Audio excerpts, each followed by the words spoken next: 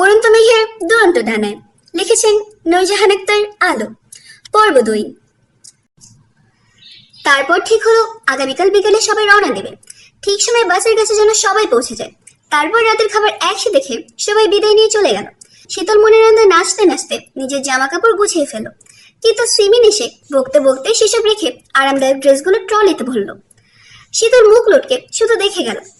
পরে বুঝলো সিমিন ঠিকই করেছে। সে যেগুলো নিয়েছিল সেগুলো পরে একটুও শান্তি পেত না, বরং সর্বদা অস্বস্তিতে পড়তে হতো।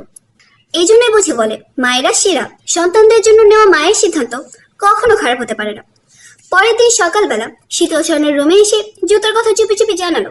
সিমিন জানলে যে তাকে মেরে ভর্তা করবে, এ কথাও এমন ভাবে বললো যেন মায়ের ভয়ে এক্ষুনি কেঁদে বন্যা বানিয়ে দেবে। নতুন জুতো ছেঁড়া শীতলের জন্য নতুন ঘটনা নয়। জুতো ছিঁড়ে বড় বোনকে চুপি চুপি বলার ঘটনাও নতুন নয়। সে জুতো ছেড়ে মায়ের ভয়ে সায়না থেকে টাকা হাতায়, বাবার থেকে টাকা হাতায়। বড় মা ও মেঝো মাও কিন্তু বাদ পড়ে না। আর বড় আপু তো আছেনই রক্ষাকর্তা হিসেবে। মোদ্দা কথা, সে যখন যার কাছে যা আবদার করে তারাই বিনা বাক্যে তার আবদার মেটাতে উঠে পড়ে লাগে, কারণ এবারে সবার চোখের মনি সে। শীতল জীবনে এই প্রথমবার দূরে কোথাও বেড়াতে যাবে বিধায় ভীষণ খুশি। বলা বাহুল্য, খুশির অন্ত নেই তার। তাকে এতটা খুশি হতে দেখে স্বর্ণও খুব খুশি হলো। মনে মনে হাসলো বোনের আনন্দ দেখে। সত্যি বলতে শখ, আনন্দ, আহ্লাদ এই জিনিসগুলো বয়স বাড়ার সাথে সাথে জীবন থেকে হারিয়ে যায়। না হারালে সূক্ষ্মভাবে একটা সীমাবদ্ধতা তৈরি করে। সহজ ভাষায় বলতে গেলে ছোটবেলায় ঈদের জামা না পাওয়া অব্দি প্রায় সবাইকে অস্থির করে তুলতো। কখন যাবে, কখন জামা জুতো পাবে, জামার সাথে ম্যাচিং করে কত কি কিনে চিন্তায় মনটা অস্থির হয়ে থাকতো। কিন্তু বোঝ হওয়ার পর এখন সেই আনন্দটা কাজ করে না, বরং আপনজনদের আনন্দিত হতে দেখতেই বেশি আনন্দ লাগে। মন বলে, ইসরে পৃথিবীর সবটুকু আনন্দ আপনজনদের কাছে এনে দিতে পারলে বেশ হতো। কিন্তু সেটা কি সম্ভব? সম্ভব নয়, কারণ মানুষের চাহিদার শেষ নেই। আজকে বাড়ি পেলে চাই গাড়ি, আর গাড়ি পেলে চাই ডায়মন্ড নেকলেস। সে যত পায় দিন দিন তার উচ্চাকাঙ্ক্ষা বাড়তে থাকে। তবুও সামর্থ্য অনুযায়ী আপনজনকে ভালো রাখার প্রচেষ্টা চালিয়ে যেতে তো বাধা নেই। আরেকটা কথা না বললেই নয়, হয়তো কখনো শীতলকে কাছে ডেকে পাশে বসিয়ে নিজের মুখে বলা হয়নি, বোন আমি তোকে ভীষণ ভালোবাসি, ভীষণ। বলতে না পারলেও কিন্তু তার প্রতি ছিটে ফোটা আদর কমেনি, স্নেহও কমেনি, বরং পেছে শীতলের জায়গাটা বোনের মনে এখনো প্রথম দিনের মতোই স্নেহময় রয়ে গেছে। তাছাড়া আগে যেমন শীতলকে বাইরের কেউ অযথা কিছু বললে ছেড়ে দিত না, এখনো দেয় না এবং ভবিষ্যতেও দিবে না। নিজের সবটুকু ভালোর ভাগ ছেড়ে দিতে প্রস্তুত বিনিময়ে বোনের ভালো থাকার জন্য। কারণ বোনের হাসি মুখটা গুটি কয়েক পছন্দের জিনিসের মধ্যে অন্যতম কিনা। এই জন্যই গতকাল রাত থেকে অসুস্থ হওয়ার পরেও সেটা বোনকে বুঝতে দিল না, বরং শীতলকে সঙ্গে নিয়ে শপিং এ বের হলো। ঘুরে ঘুরে নতুন দুজোড়া জুতো, হিজাব, ড্রেস সহ আরো টুকটাক কেনাকাটা করলো। শপিং শেষে বাড়ি ফিরলে শখ শীতলকে ডেকে ছোট একটা ব্যাগ দিল। শীতল সেটা খুলে দেখে ব্যক্তিগত কিছু জিনিসপত্র। শীতল প্রশ্নবোধক চাহনিতে তাকালে শখ মিষ্টি এসে আদরে কণ্ঠে বলল, সঙ্গে রাখ।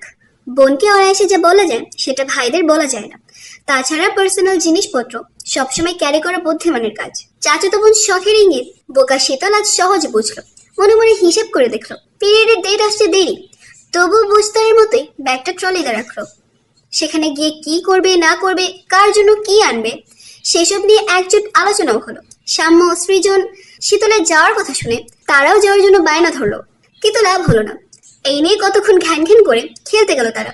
তাদেরকে এত সহজে মানানো যেত না যদি না সায়ন তাদেরকে ডেকে কানে কানে বলতো, আরে পাগলা, এভাবে ঘুরতে একটুও মজা নেই। বড় হও, তারপর 3-4টে বিয়ে করে বউদের নিয়ে ঘুরবি। বউ ছেড়ে পুরুষদের আছেই বাকি। বড় ভাইয়ের কথা শুনে সাম্য এবার চিন্তিত স্বরে বলল, কিন্তু ভাইয়া 3-4টে বউ দিয়ে কি করবো? কি করবি মানে কি? 4টে বিয়ে করবি, চোখের সামনে বউরা কিলবিল করে বেড়াবে। এক একজনকে এক এক কাজে রাখবি। একজন পানি এনে দেবে, আরেকজন ভাত খেয়ে দেবে, আরেকজন মাথা টেপে দেবে, আরেকজন কাপড় চোপড় ধুয়ে দেবে। মানে তোকে কিছুই করা লাগবে না, শুধু আরাম আর আরাম। এদের কথা শুনে সৃজন কিছু একটা ভাবলো, তারপর ভাবক স্বরে বলল, সবে বুঝলাম, কিন্তু 4 বউ যদি কোনো কিছু নিয়ে প্রচন্ড রেগে গিয়ে আমাদেরকে ধরে মারে তখন কি হবে? এই কথা শুনে শায়নের হঠাৎ কাশি উঠে গেল। কাশতে কাশতেই খেয়াল করলো কখন স্বর্ণও এসে বসেছে। স্বর্ণকে দেখে তার কাশি বেড়ে গেল। স্বর্ণ ভ্রুকুচকে তাকালে শায়ন বোকা বোকা হাসলো। তখনই সাম্য সৃজনকে তার পাড়াতো বন্ধুরা খেলতে রাখতে এলে তারা ব্যাট বল হাতে নিয়ে বেরিয়ে গেল। তবে বলে গেল বাড়ি ফিরে বউ নিয়ে বাকি আলোচনাটুকু করবে। এই কথা শুনে আর চোখে স্বর্ণকে দেখে বোকা বোকা হেসে মৃদু মাথা নেড়ে সম্মতি জানালো। তারা ছাড়া ড্রয়িং রুমে কেউ নেই। দেখে শায়ন এবার ফিসফিস করে বলল, জান রুমে যাবি না? চল যাই। না। কেন সোনা? রুমে আপাতত কাজ নেই তাই। আমার আছে। তো তুমি যাও। দিনকাল যা খারাপ, একা একা যেতেও তো ভয় লাগছে, তুইও চল। একথা শুনে স্বর্ণ বিরক্ত চোখে তাকালে। শায়ন অসহায় সুরে বলল, না মানে কাশতে কাশতে হাঁপিয়ে গেছি, শরীরটাও দুর্বল লাগছে, একটু চুমুটুমু খেলে বোধহয় ভালো লাগতো। স্বর্ণ কিছু বলতে যাবে, তখন বকবক করতে করতে সিরাত এলো, বসলো তাদের পাশে। তারপর দু একটা কথা বলতে বলতে সেখানে সিতারা আর শীতলও উপস্থিত হলো। খানিক বাদে সিমিন এলেন। এইভাবে সবার মাঝে থেকে সে আর কিছু বলতে পারলো না, অগত্যা মুখ বেজার করেই বসে রইল। তবে সবার দিকে একবার করে তাকিয়ে মনে মনে শুকরিয়া করো এত চমৎকার একটা পরিবার পাওয়ার জন্য, যেখানে প্রতিনিয়ত সুখীরা এসে ধরে দেয়, আনন্দরা ঝুমঝুম করতে থাকে। এত কিছুর মধ্যে তো বলা হলো না তোর পরিবারের মানুষদের কথা। এইবারই বড় কর্তা শারাফাত চৌধুরী, ওর সহধর্মিণী সিতারা চৌধুরী এবং তার 3 সন্তান শায়ান, শুদ্ধ, শখ। শায়ান পরিবারের বিরুদ্ধে গিয়ে রাজনীতি বেছে নিয়েছে, বলা যায় পরম্পরার রাজনীতিবিদ সে। শুদ্ধর পড়াশোনা চলমান এবং সে একজন রিসার্চার, সে ঢাকায় থাকে, সুযোগ বুঝে 2-4 দিনের জন্য বেড়াতে আসে। আর শখ ডাক্তারি পড়ছে। সাফওয়ান চৌধুরী এবারের মিছাকর্তা, তার সহধর্মিণী সিরাত। তাদের যমজ ছেলে সৃজন ও সাম্য, তাদের বয়স 12 বছর। ওদের দুজনেই চেহারা একই রকম, চট করে তাকিয়ে আলাদা করে মুশকিল। জন্মগতভাবে তাদের দুজনের চোখের সমস্যা বিধায় চশমা পড়তে হয় দুজনকেই। রোগশোকও হয় একসাথে। সকালে একজনের জ্বর এলে 2-1 ঘন্টার মধ্যে আরেকজনের গা গরম হবেই, মিস হওয়ার স্কোপ নেই। তাই একজন অসুস্থ হওয়া মাত্র সিরাত মানসিকভাবে প্রস্তুতি নেন আরেকজনের সেবা শুশ্রূষা করার জন্য। তবে তারা স্বভাবে হয়েছে পুরোই উল্টো, একজন উত্তর মেরু তো আরেকজন দক্ষিণ মেরু। শাহাদাত চৌধুরী হচ্ছেন এইবারই ছোট কর্তা, ওনার সহধর্মিণী সিমিন, তাদের 2 মেয়ে স্বর্ণ ও শীতল। স্বর্ণ অনার্স 2য় বর্ষের ছাত্রী, শীতল সবে কলেজে পা দিয়েছে। শাহাদাত চৌধুরী পেশায় মেজর, চাকরিস্থল চট্টগ্রাম এবং সেখানেই থাকেন। স্ত্রী আর মেয়ে দুটো সবার সঙ্গে চৌধুরী নিবাসে থাকে। তারা এই বাড়ি থেকে এক পা নড়তেও ইচ্ছুক নন। ধরাবাঁধা নিয়মে নাকি খাপ খাওয়ানো তাদের পক্ষে সম্ভব নয়। একথা শুনে উনিও কিছু বলেন না, কারণ ওনার অনুপস্থিতিতে স্বর্ণ শীতল কম আদর পায় না, বরং শারাফাত, সাফওয়ান চৌধুরী সহ বাড়ির প্রত্যেকটা সদস্য একটু বেশি ভালোবাসে তাদের। সিতারা, সিরাত, সিমিন 3 জন যা যত্ন করে আগলে রেখে এই পুরো চৌধুরী পরিবারটাকে সব মানিয়ে নেয় নিজেদের মতো করে। মজার ব্যাপার, এই চৌধুরী নিবাসের প্রতিটা সদস্যের নামের শুরু দন্তস্ব অথবা তালব্য দিয়ে, যেটা সচরাচর কোথাও শোনা যায় না, দেখাও যায় না। আরেকজনের কথা না বললেই নয়, তিনি হলেন শারাফাত, সাফওয়ান ও শাহাদাত চৌধুরী একমাত্র বোন শতরূপা চৌধুরী। পেশায় তিনি মস্ত বড় আইনজীবী, স্বামীগত হয়েছেন 5 বছর। বর্তমানে থাকে উপশহরের দিকে নিজস্ব একটা ফ্ল্যাটে। ওনার একমাত্র ছেলে রুবায়েত কবির রুবাব, পেশায় মেরিনার, সে আছে সুইডেনে। প্রতি বছর লং ছুটিতে বাংলাদেশে আসে। মা চাচিদের মধ্যে আপাতত সুবিধা করতে না পেরে অগত্যা শায়ন উঠে রুমে চলে গেল।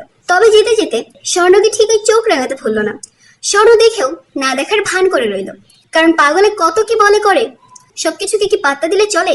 এখন বাজে বিকেল 4:30। আজ সারা রাত লং জার্নি করতে হবে ভেবে শীতল দুপুরে খেয়ে একটু ঘুমিয়েছিল।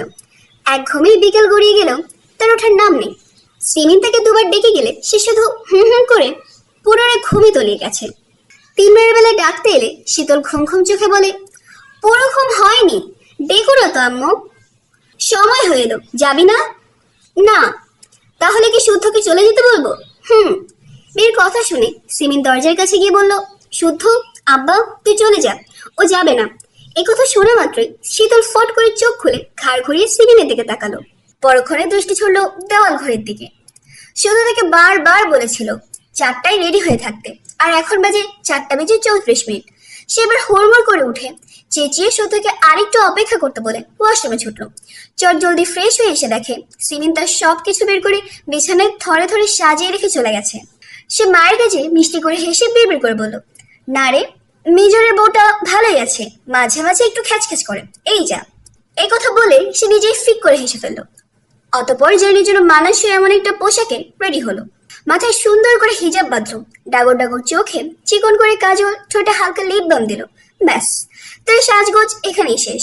বেশি সাজলে বিশুদ্ধ পুরুষ মুখের ওপর বলতে পারে, তোকে সংসার থেকে বলেছে সেজেছিস যখন, তোকে নিয়ে যাব না। আমার সাথে গেলে আমার মন মতন চলতে হবে, নয়তো যাওয়ার দরকার নেই। যাওয়ার সময় ঝামেলা করা যাবে না, তাই ভদ্র ও মার্জিত বেশে রেডি হয়ে ছোট্ট একটা ট্রলি নিয়ে বের হলো। তাদের 3 বোনেরই একই রকমের ট্রলি আছে, ইতালি থেকে এনেছিল শুদ্ধ ভাই। শীতল নিজে এলে সবাই একে একে কত পরামর্শ দিল, বলে দিল শুদ্ধর সঙ্গ না ছাড়তে, লাফালাফি ঝাপাঝাপি না করতে, না বলে কোথাও না যেতে।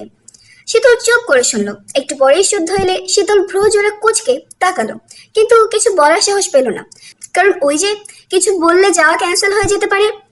তবে মন কি আর বারণ শুনে? মন তো ঠিকই কিছু একটা বলে। নিজেই দাঁত দিয়ে জিভ কাটলো। তারপর সকালে থেকে বিদায় নিয়ে বেরিয়ে পড়লো তারা। শীতলের মুখে আনন্দ ঝরে পড়ছে, জীবনে প্রথমবার দূরে কোথাও যাচ্ছে, হাতের তালু নিষ্পেষ করছে। কখন যে মেঘ ছুঁয়ে দেখবে, 2 হাত দুদিকে মেলে দিয়ে প্রাণ ভরে নিঃশ্বাস নেবে।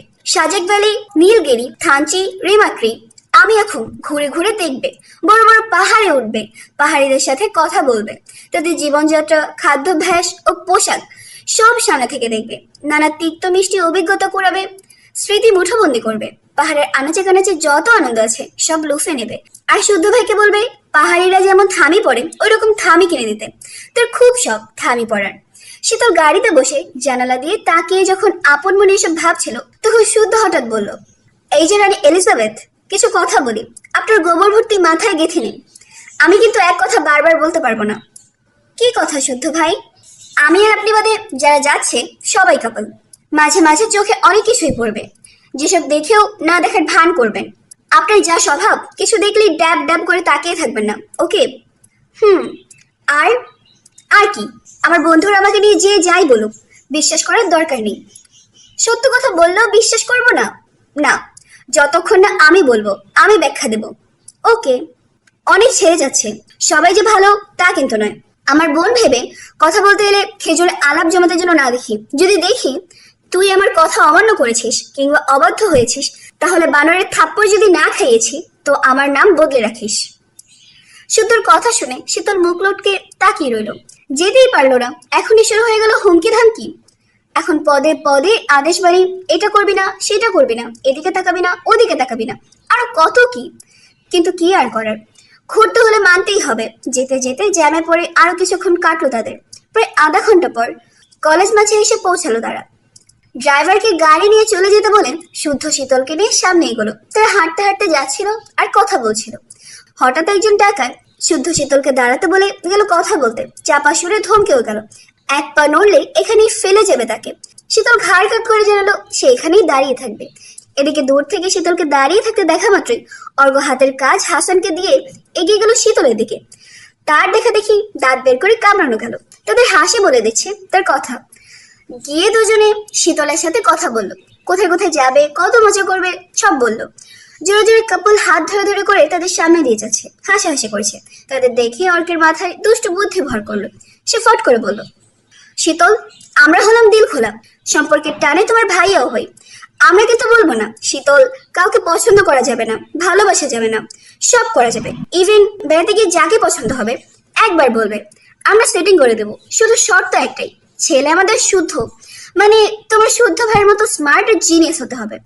অর্কের কথা আগামাথা কিছুই বুঝলো না শীতল, শুধু ড্যাব ড্যাব করে তাকিয়ে রইল। তখন অর্কের কথা শেষ হতেই কামরান চিন্তিত স্বরে বলল, শুদ্ধর মতন হতে হবে কেন? আমাদের শুদ্ধই নয় কেন? এই শীতল, শুদ্ধ কি কোনো দিকে কম? কামরানের কথা শুনে শীতল হতবাক। যার সাথে সাপে নিয়ে সম্পর্ক তার সাথে কিনা। এদিকে কামরান থেমে নেই, শুধু আশিকেরা দেখে নিয়ে পুনরায় বলল, দেখো বোন, আমরা যেসব জায়গায় যাবো কাপল হিসেবে না গিয়ে মজা নেই। আসলে পৃথিবীতে সিঙ্গেলদের দাম দেয় না কেউ। তাহলে আমি কি যাবো না ভাইয়া? কেন যাবে না? তবে একটা কাজ করা যায়, যদি তুমি রাজি থাকো। কি কাজ ভাইয়া? এই যে আমরা ফ্রেন্ডরা মিলে যাচ্ছি, তাদের মধ্যে অনেক মেয়ে যাচ্ছে, তাদের অনেকের ক্রাশ তোমার শুদ্ধ ভাই। তারা ইনিয়ে বিনিয়ে শুদ্ধর সাথে কথা বলতে আসবে, ঠং করবে। তোমার কাজ হচ্ছে শুদ্ধকে ওসব তেলাপোকার হাত থেকে বাঁচানো। এরা কিন্তু খুব খারাপ, ছেলে পটাতে ওস্তাদ। আর চৌধুরী নিবাসের বউ কি আর ওদের মতন মেয়েকে করা যায়? মোটেও না। তো তোমার কাজ, আমরা যে কদিন ঘুরবো ভুলে যাবা তুমি আর শুদ্ধ কাজিন। মানে এমন ভাব করবা যেন তোমরা দুজন ওখানকার বেস্ট কাপল। তোমার মূল টার্গেট ওসব মেয়েদের হাত থেকে তোমরা শুদ্ধ ভাইকে বাঁচানো। বোন রে, যুগ খুব খারাপ, সব বুঝোই তো। ঘরে এরকম স্মার্ট চাচাতো ভাই থাকলে বোনদের এরকম একটু একটু অভিনয় করলে কিচ্ছু হয় না। কিন্তু শুদ্ধ ভাই যদি বকে, ও একবার বকলে তুমি 10 বার বকবা। ও একবার চোখ রাঙালে তুমি 100 বার চোখ রাঙাবে। আমরা তো সাথে সাথে আছি, এত দুশ্চিন্তার কিছু নেই। শুধু মাথায় রেখো, বাড়ি ফেরা না অব্দি শুধুকে বদনজর থেকে বাঁচাতেই হবে। আর এই কাজটা যদি করতে পারো তাহলে 6 মাস পর দার্জিলিং যাব, সেখানেও তোমাকে নিয়ে যাব। সত্যি? হুম। তাহলে এখন থেকে তোমার কাজ কি? শুদ্ধ ভাইকে বদনজর থেকে বাঁচানো। এখন কি করতে হবে? শুদ্ধ ভাইকে নজরে নজরে রাখতে হবে। তার জন্য তোমাকে কি হতে হবে? বেস্ট কাপল হতে পারবে? খুব পারবো। সাব্বাস। এই না হলে আমাদের বোন। এই কথা বলতে না বলতে শুদ্ধ সেখানে উপস্থিত হলো। শীতলের পাশে দুই বিচ্ছুকে দেখে ভ্রু কুঁচকে তাকালো। দুজনের মুখে তেল তেলে হাসি দেখে মনে হলো দুটিতে কিছু একটা করেছে, কিন্তু কি করেছে বুঝতে তাকালো শীতলের আলাপ হলো মুখের দিকে। তারপর বলল, ওদের কোনো কথা শুনবি না, ওরা হলো এক একটা জীবাণু, রোগ ছড়াতে এক্সপার্ট। বন্ধুর কথা শুনে অর্ক আর কামরান একে অপরের মুখ চাওয়াচাই করলো। তারপর অর্ক মুখটা দুঃখী দুঃখী করে শীতলকে বলল, আমরা তোমাকে উল্টাপাল্টা কিছু বলেছি বোন? শীতল বোকা বোকা চোখে তাকিয়ে না বোধক মাথা নাড়লো। তখন কামরান বলল, একা দাঁড়িয়ে ছিল, কেউ যদি কিছু বলে তাই বড় ভাই হিসেবে পাহারা দিচ্ছিলাম, অথচ তুই আমাদের এভাবে অপমান করতে পারলি? তোর বিবেকে একটুও বাঁধলো না? না, পৃথিবীতে মানবতা মানবিকতা যা ছিল সব হারিয়ে গেছে অর্ক। চল অর্ক। এই কথা বলে দুই বন্ধু মলিন মুখে চলে গেল। এদিকে বাস ছাড়ার সময় হয়ে গেছে। তারা যাচ্ছে প্রায় 50 জনের মতন। ভাড়া করা হয়েছে লাক্সারিয়াস বাস। সবাই এক এক সিট দখল করে বসেছে। শীতলকে নীরার পাশে বসে শুদ্ধ কোথায় যেন গেছে। নীরা সহ আরো কয়েকজন শীতলের সাথে কথা বলছে, মজা করছে। একটু পরেই সবাই বাসে উঠলে বাস ছাড়ার প্রস্তুতি চলছে, কিন্তু শুদ্ধ এখনো আসেনি। শুদ্ধ আসছে না দেখে শীতল বারবার জানালা দিয়ে বাইরে তাকাচ্ছে। আশেপাশেও নেই শুদ্ধ। যখনই দৌড়াতে দৌড়াতে হাসান আর অর্ক এসে বাসে উঠলো, তাদেরকে দেখে শীতল চট করে উঠে দাঁড়িয়ে ব্যতে ব্যস্ত সুরে বলল, ভাইয়া, শুদ্ধ ভাই কই? বাস ছেড়ে দিচ্ছে, শুদ্ধ ভাই আসছে না কেন? শীতলের চিন্তিত মুখ দেখে হাসান পুরো বাসে চোখ বুলিয়ে দিল।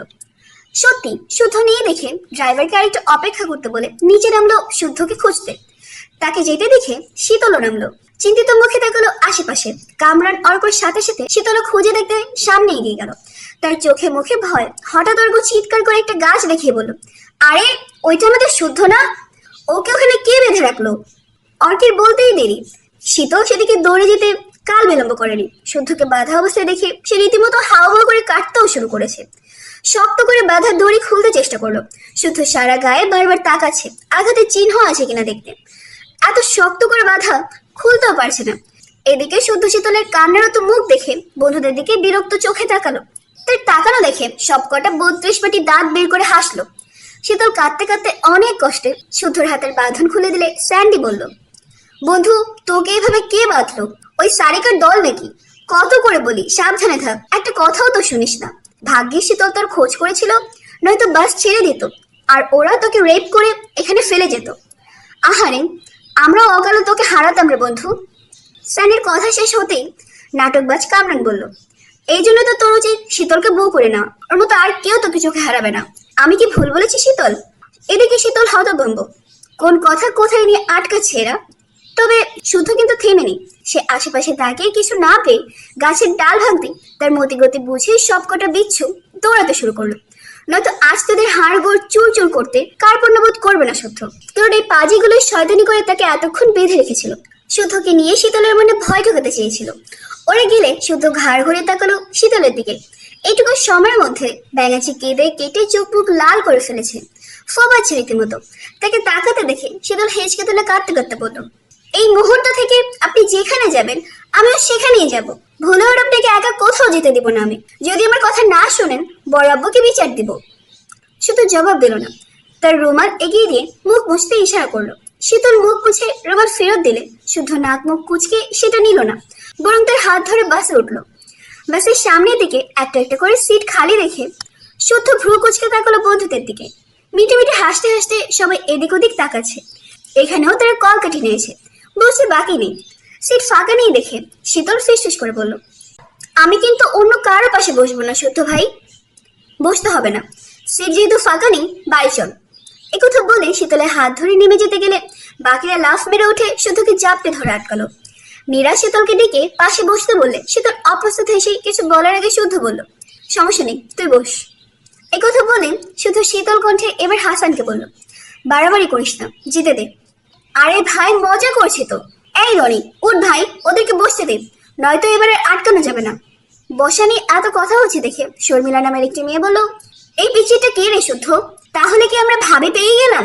এই কথা শুনে স্যান্ডি দাঁত বের করে হেসে বলল, আরে না, কি সব বলিস, এটা হচ্ছে আমাদের শুদ্ধর পুতুল, থুরি কাজিন। শুদ্ধ বিরক্ত চোখে তাকালে বেচারা রনি তড়িঘড়ি করে সিট ফাঁকা করে আগে দুজনকে বসতে দিল। এরপর লিস্ট অনুযায়ী লোক গণনা করে তারপর বাস চলতে শুরু করলো গন্তব্য অনুযায়ী। শুদ্ধ শীতল পাশাপাশি সিটে, তাদের আশেপাশে সবাই আড্ডায় মজেছে।